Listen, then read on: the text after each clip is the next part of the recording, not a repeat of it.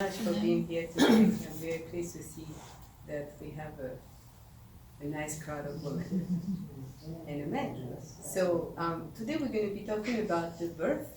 And the reason why we're going to be talking about the birth is that maybe you're not in the age of giving birth, maybe you're already giving birth, but you all were born. So it's a big subject. It's really a big subject because in the landscape of birth today, there's a huge difference about how women used to give birth and how women are giving birth. Way back then, women used to have very, very fast birth because they were working in the field, and so a woman would usually work and in the middle of work stop and say, I'm having a baby. And within about 20 minutes, she would give birth. Because the uterus is a muscle and it works really well, and when a woman is in the field, she has plenty of exercise to give the muscle huge amount of blood to get going. The industrialization of our society has changed quite a bit about how the birth process is taking place now. So there used to be a time where women just had the mammal brain to guide them and midwife to attend the birth scene.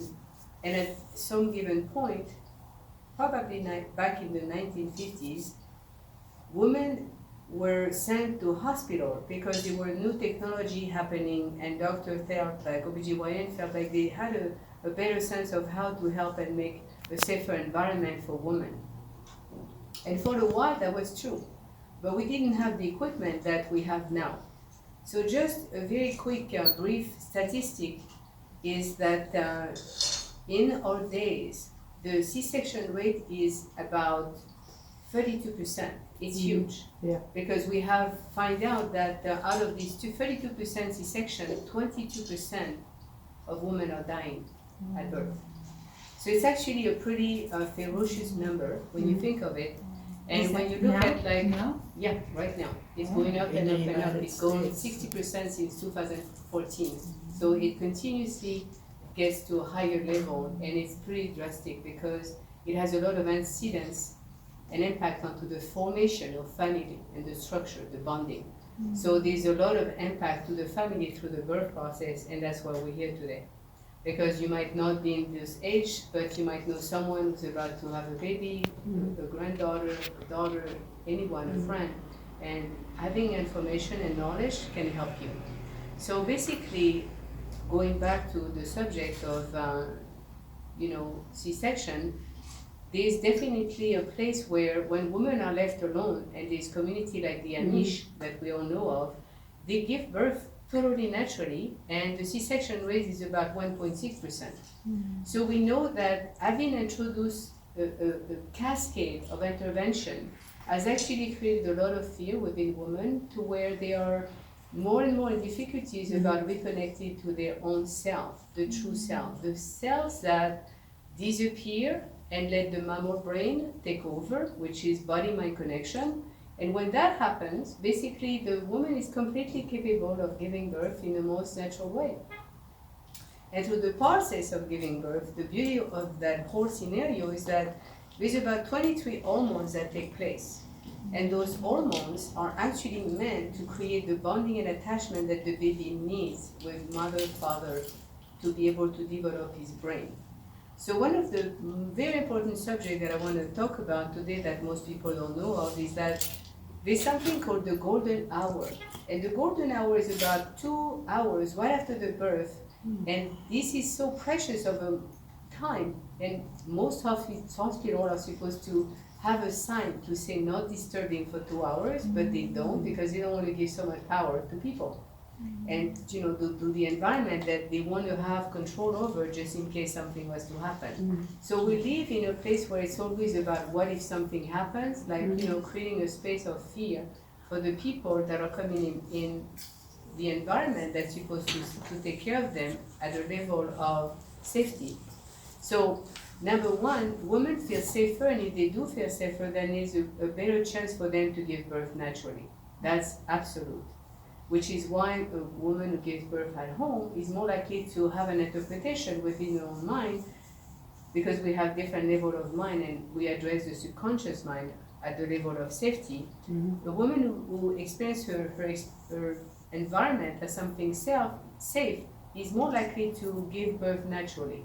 So when they used to stay home, it was more like a knowing, I'm safe at home. Usually we feel safe at home. So midwife would come along and the whole scenario would unfold with no problem or very long. So the impact that a hospital birth has on the mind of the woman is to say, oh, people who go to the hospital are ill. So more and more we see the birth process as something that needs to be medicalized instead of something that's absolutely natural and normal. And that's a bit of a problem because when the mind is in fear, what happened, as I was explaining earlier, the process of the uterus getting some, blood from the work of in the field, the woman in fear would have what we call the syndrome of fight or flight, which is what we identify when we go into a hypnosis. We basically address the bigger mind and we understand that at that point, we have a chance to reconnect the elements. So mind and body connection is a total plus and a total possibility. Whereas the cortex mind, which is, the thinking brain, is no longer having to decide or figure out what's supposed to go on. So as long as we have the cortex brain taking over, the woman is not quite in tune with what's really happening that needs to take place, and that's letting go. Surrender to the body, surrender to the mammal brain, which knows exactly what to do. So we've made a lot of discovery, and I'm going to show you a little movie, a little extract of a movie that was filmed a few years ago actually, where people who had discovered some very scientific evidence about how babies are so impacted during the pregnancy and the birth, and how this impact creates a script within the mind of how we experience our life. So imagine a woman driving and she's pregnant, and all of a sudden there's somebody pushing the brake in the front of her, and she's like, whoa. She gets scared, she's pregnant. So the first reaction would be to put her hands on her belly because she's trying to protect the baby. And she might have even a scream because, it was sudden and she wasn't expecting all of that. In the midst of that, her body basically reacts and flush into the baby adrenaline. So adrenaline is an hormone that is there for us to go into the warrior mode, fight, flight. So if she doesn't speak of the experience she had to her baby after she comes down, then the baby has received a message from the mom that this is no longer safe. And if she doesn't settle down the experience with communication in explaining what has happened, then there is the possible trauma. So now if she stopped the car, and I teach that to all the women that I work with, if she stopped the car and says, well, I'm so happy we're safe. You must have felt that, I was driving and all of a sudden somebody stopped and they pushed the brake so fast, mommy had to respond, and it was so scary, but we're safe and I love you so much and I'm so happy you're here and there's nothing to worry about. And all of a sudden as she's communicating this to the baby, her own hormones are transforming. And as she's reassuring the baby, she's reassuring herself.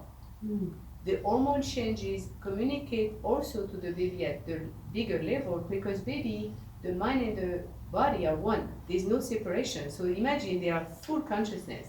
So it's as if you were saying the body of the baby is its brain. And that's actually really what it is, because they don't have the language to express themselves, but they have the language that we speak. So they understand everything.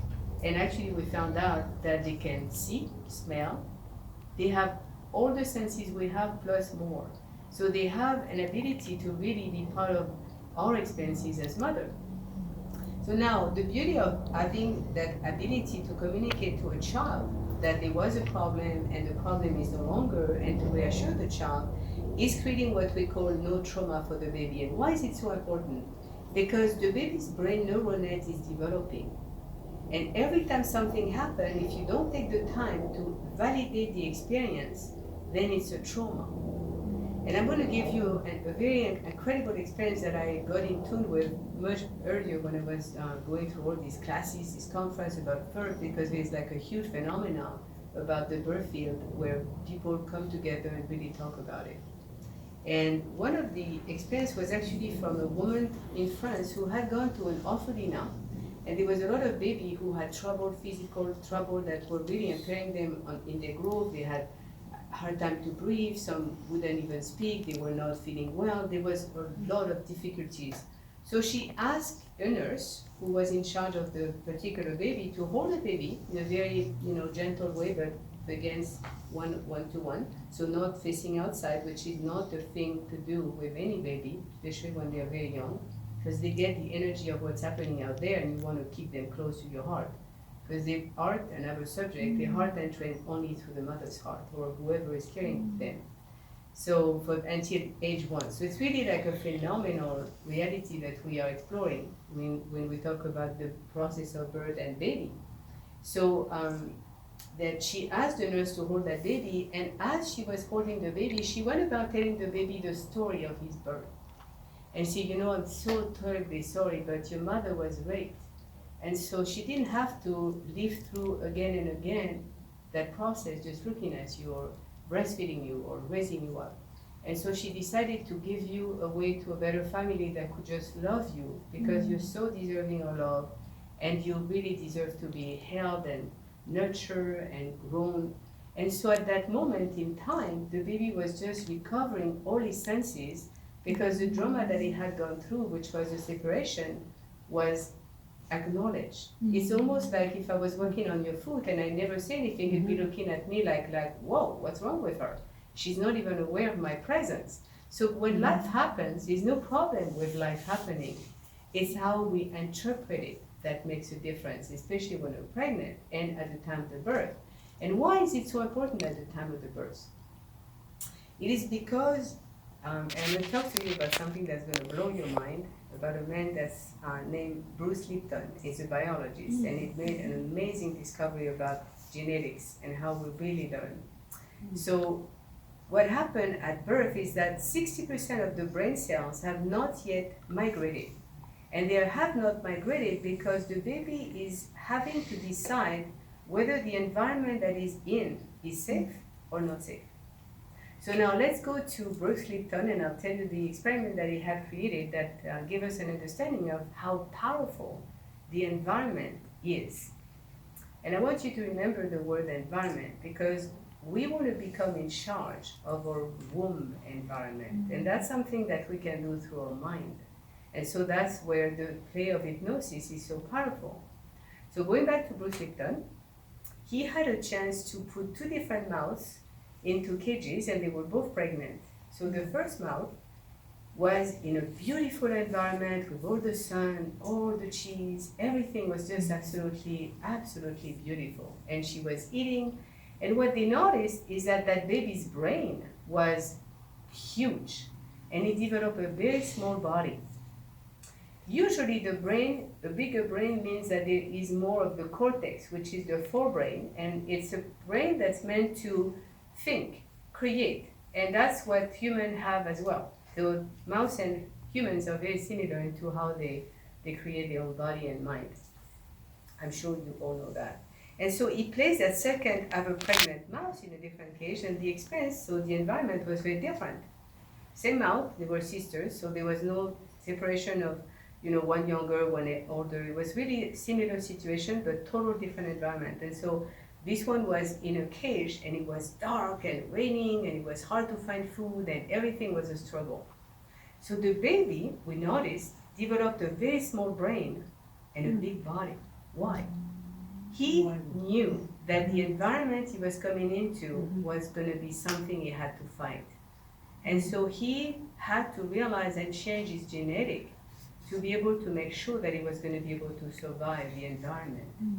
So imagine the power we have as women when we're pregnant to actually give an environment, a womb environment for the baby to know it's safe at all times when we communicate and we choose our experience, or we choose to interpret our experience through a loving mind, a mind that's peaceful, a mind that's reassuring, a mind that's always focused on what's positive.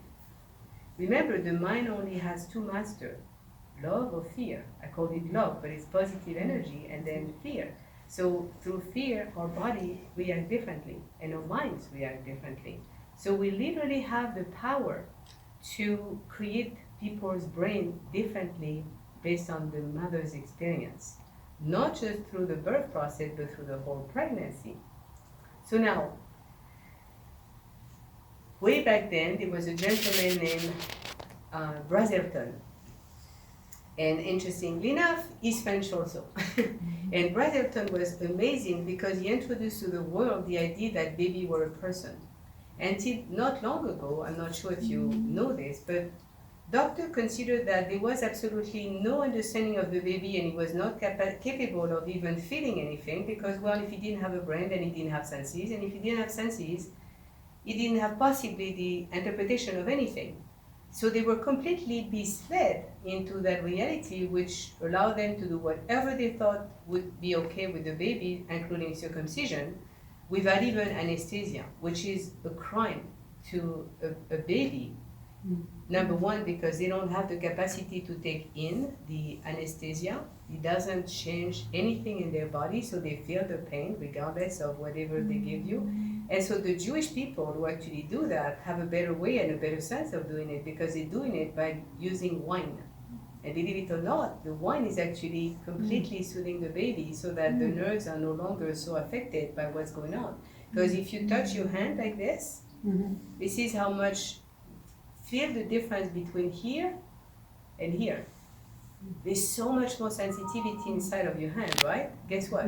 This is what a baby will feel before circumcision through this penis, and what he will feel or experience once it's cut off. So we're literally damaging the whole nervous system of a baby when we do circumcision. But of course, it's a choice, and I respect people's opinion and understanding about their understanding at the level of religion. But for a very long time, everybody thought, oh, circumcision is something so fabulous. It's going to take care of their health. But in truth, it's absolutely not true. There's nothing healthy about having a little boy circumcised. But I don't want to go too much or too close into that subject because it's diverting to the mind and the process of how baby really interpret their ability to make decisions on what's happening with them. So in other words, a baby has a power to define himself through his experiences. So I'm going to show you something that's going to give you a bit of an understanding about how powerful and how babies have such an amazing memory of what they go through. And after that, we'll open up question and answer. I have tons of information for you all, so you'll be welcome to ask any question you may have. So is that okay, Ma? Yes. Okay, so let's... Do you remember before that? When you were actually in Mommy's belly? You do remember that? And what do you remember?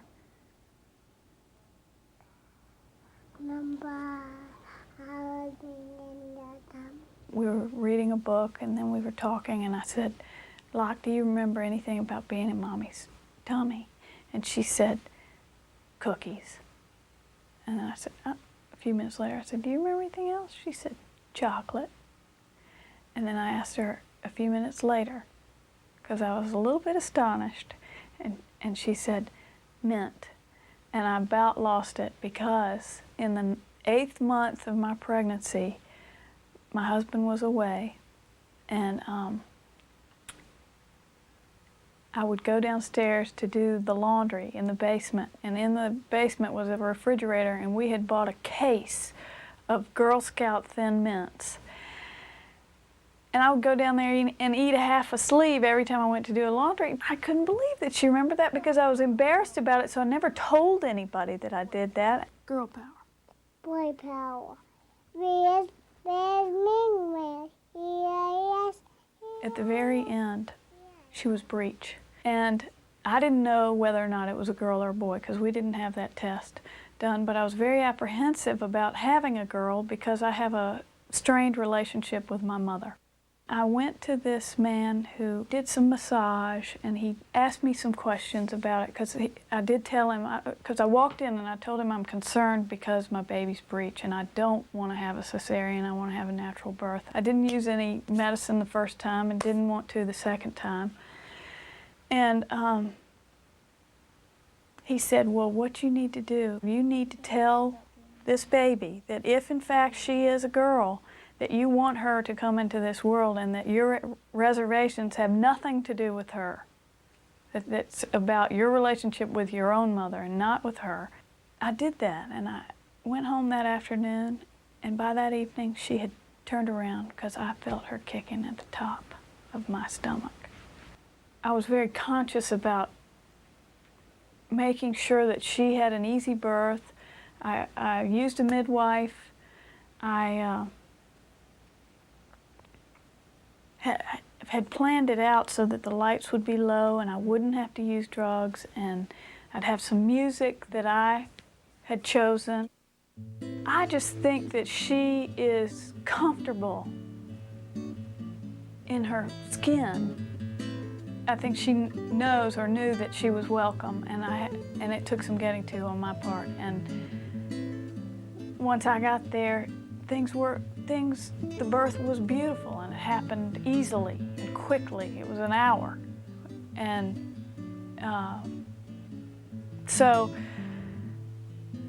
and I see it now because she's so bright and she's quick.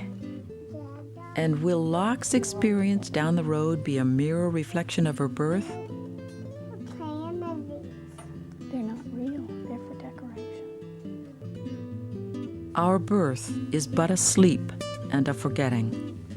The soul that rises with us, our life star, hath had elsewhere its setting and cometh from afar, not in entire forgetfulness and not in utter nakedness, but trailing clouds of glory do we come from God, who is our home. Heaven lies about us in our infancy.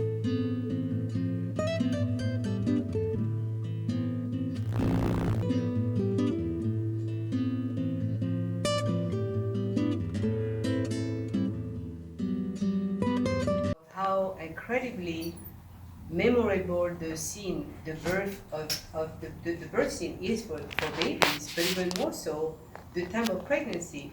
So when a woman is wise to go to see someone to learn about the birth process, to work on her fear or concern, she has a world of exploration to really communicate with that baby, to really make that baby feel safe and welcome.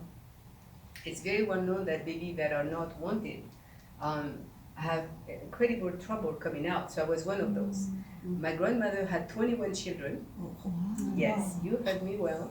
She had 21 children. At that time, there was no television, and actually children were considered the wealth of a family because they were helping and working.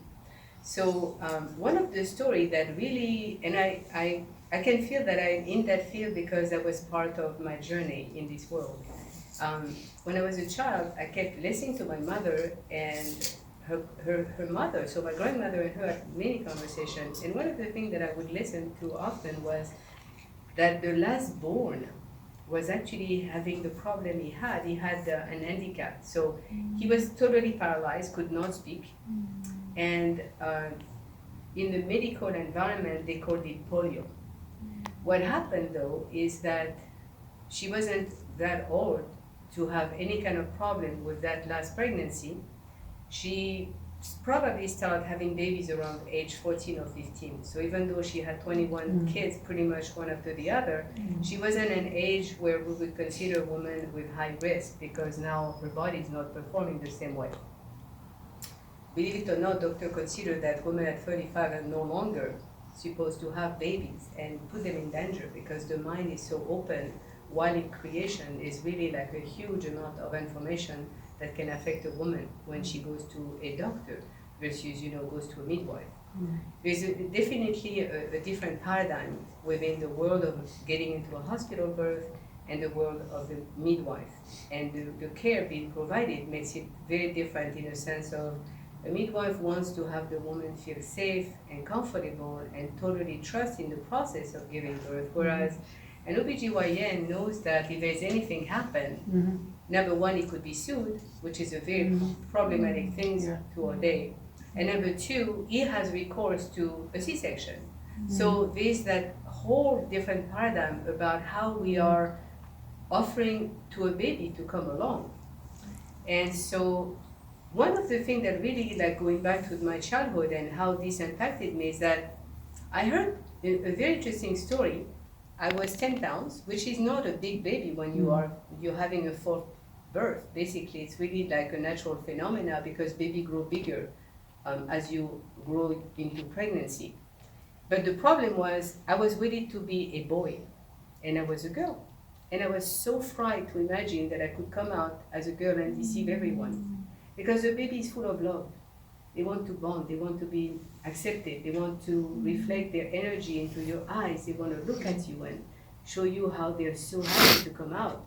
So I literally had to be taken by forceps. And what happened with forceps, and we could go through a whole list, and I brought my list along about what happened with different births. When they use forceps, they grab the head and sometimes all the way through the neck, and it damages some vessels. And some of the vessels that are destroyed or damaged during that process relate to the food relationship with the being. And how we know all about that is because back in a few years ago when I started, there was a lot of research with insurance company. An insurance company wanted to know why people had accidents. And they discovered, looking into like little country like Finland or any of these where they could like look at the baby's birth, how the pregnancy went, through the years, what happened, medically with the person, that if the person had a natural birth and a good pregnancy, they wasn't likely going to have as many accidents as if the mother had any kind of intervention. So in other words, we keep retrying to heal what happened with us when we were in the womb or during our birth. And because we keep trying, things happen, accidents and things like that.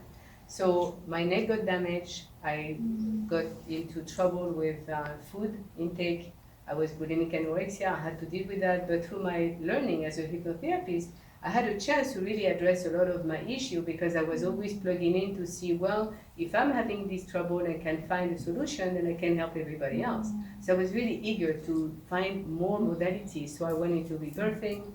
It's a modality that actually helps people breathe in a certain way and recall some of the instance of what happened at the birth time and recreate that space where the body and the mind can actually heal. It's a powerful, powerful tool to use. And eventually I became a doula because though I was totally offering incredible course of a woman to understand what goes on with the process of birth and how to get her under the process of hypnosis, which is a total mind-body connection, which helps the mind and the body to connect to what we call the optimal health, well, in the space of being well. In other words, there's nothing that's coming out of being harmonious. And when the mind and the body are connected, there's nothing wrong. So we have literally a chance to rejuvenate ourselves through that process by entering hypnosis. So imagine a woman taking time every day, 15 to 20 minutes a day to be here and give that to her baby, how so much more beautiful the baby has a chance to grow. So we learned a lot because some of the women that I went back to, because they all had amazing experiences. To be honest, I love the work I do because I get great results, and the women do too, in the sense that they do have a chance to really bond with their babies. And when I follow some of these women, and they tell me that the bonding and attachment had created such a huge space for them to really have kids that they can communicate with and help grow their brain properly. Because if a child doesn't feel safe, remember what happened at the birth, the 60% of the brain, they go either to the cortex, which is amor creation, or they go to the reptilian brain. And the reptilian brain is all about fear. So I'm in danger. I need to make sure that I can fight or flight. So if the brain is always occupied with this kind of fear, imagine the kind of society we create. And a lot of what we see today is very, very much what we've been creating around the birth scene. So the adventure that we offer nowadays is to help a woman understand what must have happened at her own birth, so that when she comes clean with herself, like this woman was not quite aware of the fact that her baby was taking in the issue she had with her own mother. And when she communicated and personalized her experience with her baby, then the baby was totally willing to turn and just present itself the way it's supposed to. So within the work that I do, I actually literally help the baby know how to turn itself and present itself normally. Very, very rarely I had C-section, but it happened. For example, a woman had a uterus in form of a heart shape. So if the uterus is in a form of a heart shape, the top is folding. So when the baby, normally they're across for most part of the pregnancy, and then eventually they turn and then the head comes down. But when the uterus is in a shape that's a heart, the baby gets stuck and he has no space to move. Then it's like, and she never wanted to have a, interestingly enough, that woman did not want to have an ultrasound. So she did not know that she had a uterus in that shape. So it was very surprised, but the truth of it is that she had a wonderful pregnancy. And when you have a good pregnancy, even if there is a C-section, if you understand that the present that you are is really what your baby is catching, then you know how to hold your space to such a piece that your baby is not catching anything that could trouble him or her. So in other words, women who choose hospital, remember hospital means illness when birth is really not. When they get into that space, if they stay into their mind to really stay at peace with what's happening and trust the process, and of course there's a lot of different steps to take someone at a hospital rather than right away, it's almost like really at the last moment, so there is less likely intervention being to happen. So what happened would be that like that baby and that mom are able to bond, and the baby's brain's formation is more likely to stay together because we're not separating a mother and her baby at the time of the birth. And if there is a C-section, there will be separation. So imagine how much power we have in our hand and in our head. So if the woman is able to recreate that space that she's under every day with her baby, there is no trauma. And if you take the time to explain to the baby, I had a few babies who had what we call meconium. So meconium is considered part of the birth process, and it's not like a terrifying thing, but once in a while, a baby might poop into the water. And if it's just happening before the birth, the body will not have a chance to just clean it out because they do everything that humans do.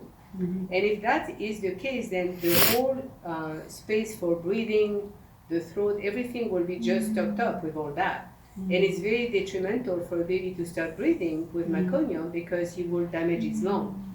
So usually when the midwife or the doctor realizes the possibility of meconium, they would call a whole team of people who gather around the bassinet that they have under the red light to keep the heat of the baby, in perfect shape. And then they will take the baby without, waking it up or waking her up, which is, they don't have to breathe right away because as long as we don't take the placenta and disconnect it by cutting it off, there's about 5 to 7 minutes of blood circulating to the baby. So imagine how powerful that is to keep a placenta connected for a long, long time. And so we don't have to let the baby breathe air because he's still receiving all the oxygen it needs.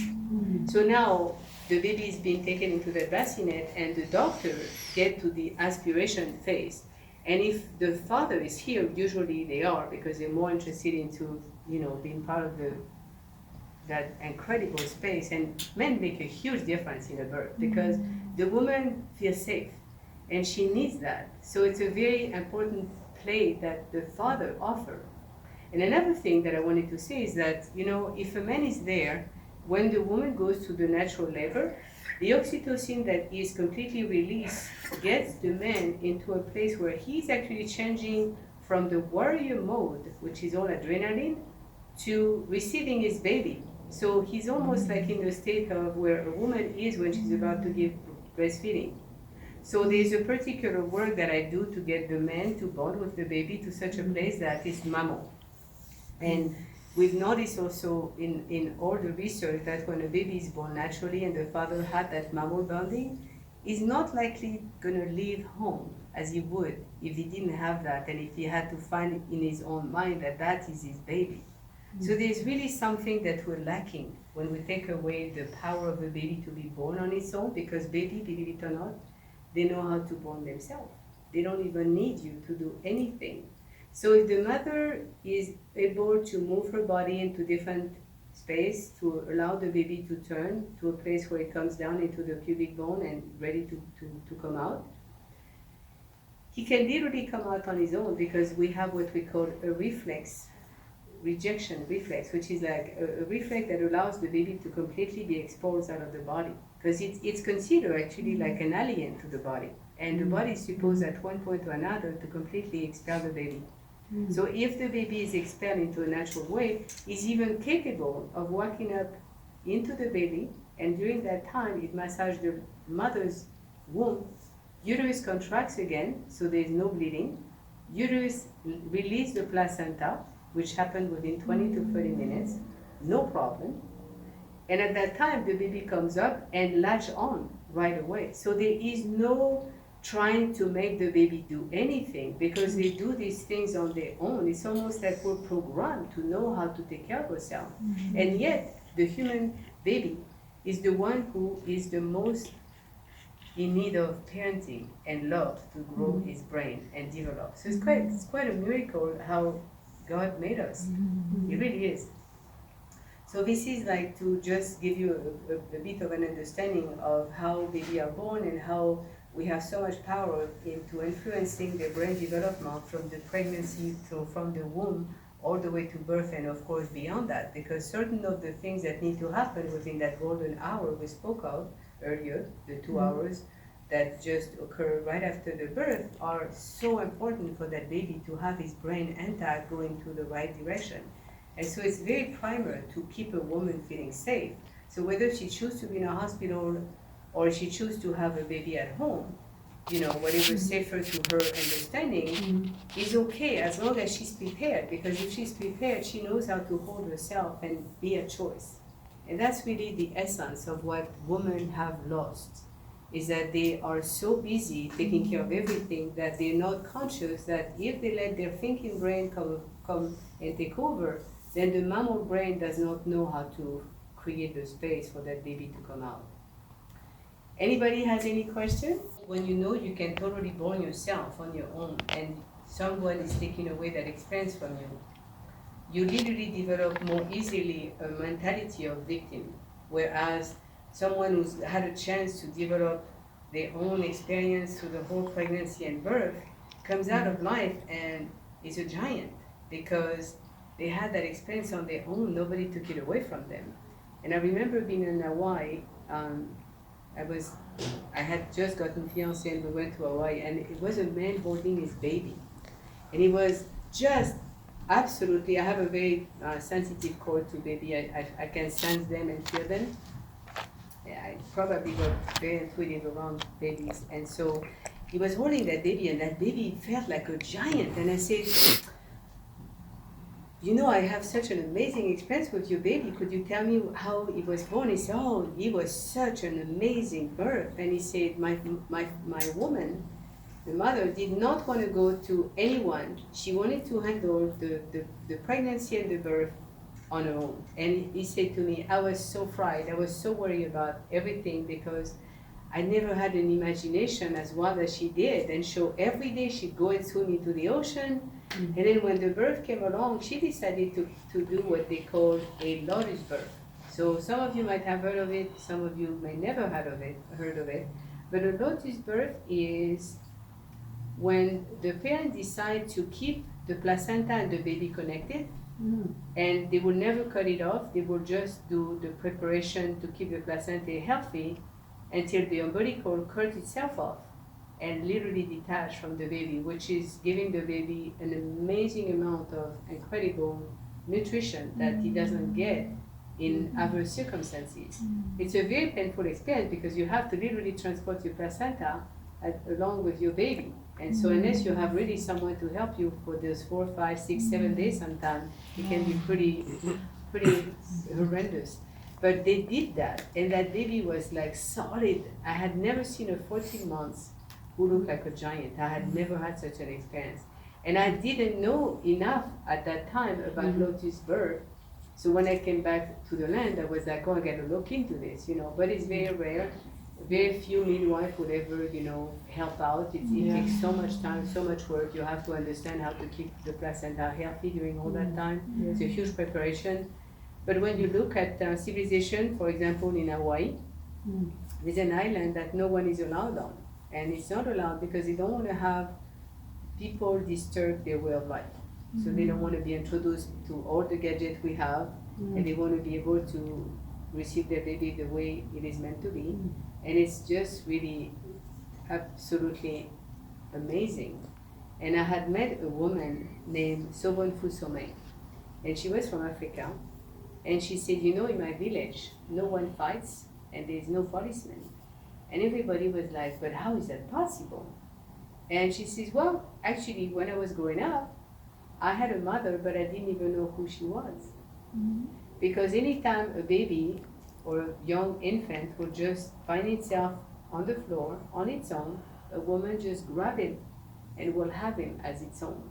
So a baby never had a chance to experience being disconnected, and they grow so strong, so gentle in their soul, because all that they experience is nurturing and loving. So she didn't even know at age 6. She said, I didn't know who my mother was because I had experienced so many women who were just feeding me and taking care of me, and the whole village was built like that. So imagine when we really do attend to our babies and our infants growing up, the chance we have. So the breastfeeding being the part of, you know, growing years and how to develop the brain in a better fashion. And I follow statistics, though I don't trust statistics so much because I believe God is here and that God has a huge impact in how we create our lives when our mind is straight and clean. Basically, a breech baby has more intelligence than a baby presenting itself with the head. So I mean, we have incredible discovery about, you know, how babies just present themselves. So whether there's a problem like we saw with that lady and we can communicate, or whether a midwife is well taught into how to move or shake the baby and communicate with the baby well enough that he will turn, because they do. They don't want to be creating trouble. They really like want to be connecting. They want to bond. So they don't want to be into the space where they're going to create a problem at the time of the birth. And of course, if there's issue with the mother, oftentimes, or the parents, it's when we have difficulty at birth. Which is why I feel like it's so important for a pregnant woman, a pregnant couple, to come and seek understanding and look what's happening within themselves and their relationship previous to that, to see where there could be anything that would stop that baby from coming, you know, normally. And I tell you a secret. In the world of doula, there's an incredible story that comes along. And I had a conference and doula were coming together and they tell each other stories, because it's such a beautiful environment to tell each other story about what we live through with mom that we work with. We feel honored and grateful that they allow into that space. But there was a woman who was in her 4th birth, and she was waiting for a baby that was breech, and everybody was trying to turn that baby and nothing would work. And she goes, you know what? I'm going to give that baby a chance, and I'm already going to be born on its own, the way it wants to be born. And surprise, surprise, she says to everyone afterwards, I had the best time ever. She ended up having an orgasm. So the baby had a gift for the mother that no one expected for her to experience, but that baby had a gift for his mother. So there's so many incredible situations that we don't know of. But if we trusted the process, and if we were to speak to the woman, like midwives do, or people like me who are doula, childbirth educator, hypnotherapist, I'm not sure you had a question I'd love to hear, but we have that space where we can really keep the woman safe, and therefore the baby safe. We call the shoulder dystocia. So that's when a baby is considered having too square of a shoulder. And then so there is a place where a midwife can literally walk in and like turn, or a doctor can turn the shoulder and have the arm come up. So sometimes the shoulder can get dislocated, but you know, children don't have like bones, they have cartilage. So they are kind of like movable in every dimension. And that's perfect because they have to go through a lot. So the shoulder could be possibly dislocated, sometimes broken, but very rarely ever. I never had a baby born with any problem with this shoulder thing. But that's considered part of the birth complication or birth normalcy. And the last one is hemorrhage. And what I've seen in hospital is that a woman is not likely going through hemorrhaging unless somebody is so eager to pull on the placenta to get the placenta to come out. Because, see, there is a normacy to how it happens, and the sequence is very important for keeping the mother, the baby, the whole oxygenation process. Everything happens within a sequence that is absolutely perfect for the well-being of the mother and the baby. And when the placenta is not poured upon, there is not such a thing as a possible hemorrhaging. So that's the one thing that, you know, I don't try to traumatize women about what could possibly be. Remember, if we keep the woman's brain very safe, then we want to speak to her in a way that there is never any negativity. It's like you don't talk about the gray elephant, because what happened when you talk about the gray elephant, that's all you have in your mind popping up. So it's really important to define things in a way, and we even refine the language. We don't talk about contraction, because the association of contraction, and the mind learns from identification and association. So mother to girls, they know how to become a woman through the teaching of the woman.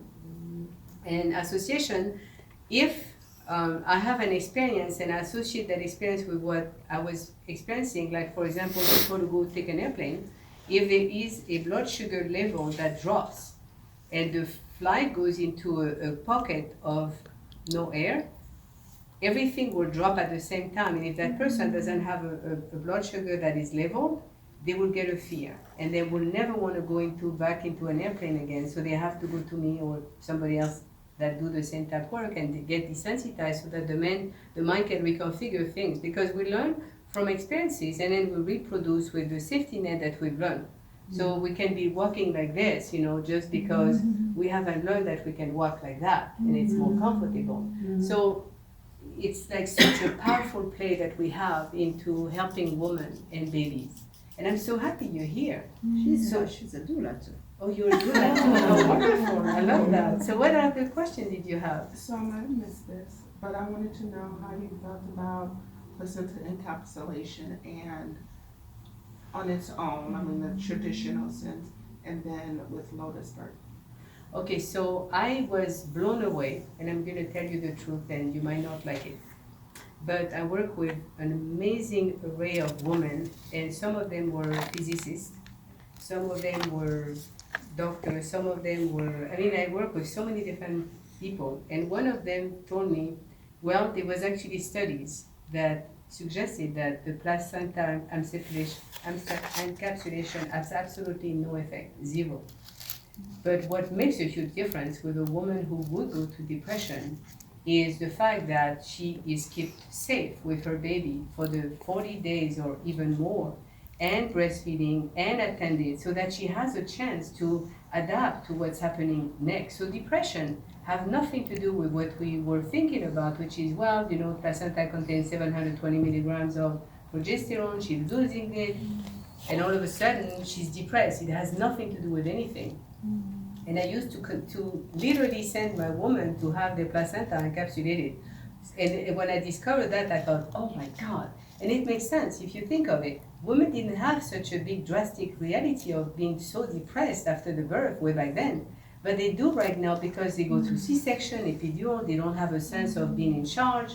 We put them through so much. It's like that place that is theirs. It's almost like, would you invite your doctor in the room when you're making love? I don't think so. And giving birth is the same process. It's a physiological process. It absolutely demands quietness, nobody's talking, no light, music, we're feeling safe. Because nobody's gonna do anything, you know, that would match what is natural if there is no safety. So when you invite a team of people who come in with a mask and they come along and, you know, let's put the bag and let's get the placenta out and pull down, they create a scenario within the mind of the woman that is not always likely to be so good. So when I work with women and I go to the hospital with total willingness, because some women don't feel safe with midwife, and it's very sad, but our society has created a space for women not to have that sense of safety. And I will go to the place and I will let them know to close their eyes whenever they can. and then put their mask on, like the audio system that I made for them, because then they can bathe themselves into that space where they were during the pregnancy and the scenario of what the birth would be like. And then the environment no longer matters, because the environment that they're creating is here. It's not anywhere else. And so if we build the trust and we keep the woman safe, so as long as possible at home, I don't bring them in until they're 8 or 10 centimeters.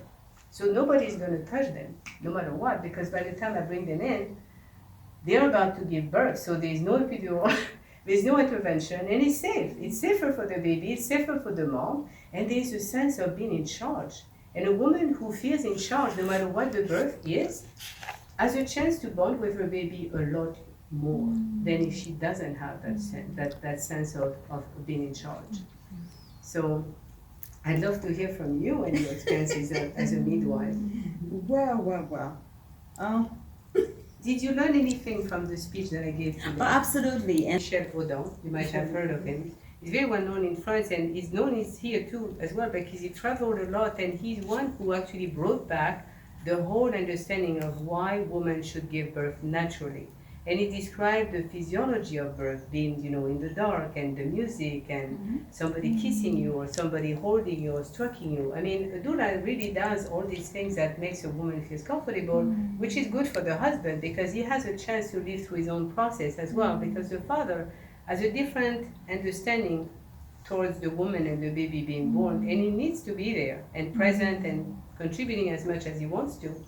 But at the same time, if he's the only person there and the doula is not there, what I have seen happening is that very often time they don't know what to do. The water breaks, 20 hours went, and no labor started. What do?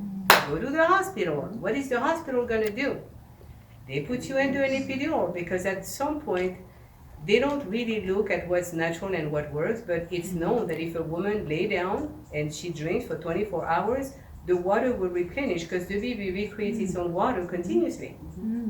So basically there is not the real danger as long as she's laying down, because the baby's umbilical cord, if was going down and there is no water, could be squeezed enough to stop the breathing. And that's the danger of having a water that breaks. So I don't encourage water to break, of course, and we keep the minds in a place that doesn't solicit this kind of event. But I've gone through a few of those, and I managed it every single time except the last one when I was in New York, because the parents were not willing to let me help them with some of the medicine that I know works, like black coash and things like that. So it was very drastic to not be able to do my job, because it just didn't really trust all those old-fashioned things that absolutely works, that women that are midwife in every country use, because we know what works. And now I think there's more of an effort to hear women and to listen to their degree of satisfaction, because they realize that it has a huge impact onto the relationship and the bonding and attachment, and how the brain cells go and migrate at different places into the brain. So there's an awakening, but it's still way far from it, how it should be. When we hear that there's 32 to 33% of C-section, this is huge, and it's the most amount of death, maternal death in the USA, where we have the most amount of technology. There's a problem. We really have a problem, and so we need to be able to solve it. And I think that encouraging women to feel like there's a place for safety and to giving birth naturally is what we need to have more into our conversation.